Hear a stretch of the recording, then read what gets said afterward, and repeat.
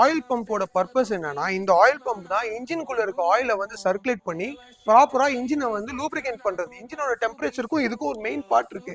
ஆக்சுவலா இது வழியா தான் அந்த ஆயில் வந்து பம்ப் ஆகி இந்த இந்த நாசல்ஸ் வழியா இன்ஜினுக்குள்ள வந்து சர்க்குலேட் ஆகும். இந்த சர்க்குலேஷன் ப்ராப்பரா ஆகாம அந்த பெல்ட் கட் ஆனதுனால அந்த இன்ஜினே சீஸ் ஆகிற நிலைமை வந்துருச்சு.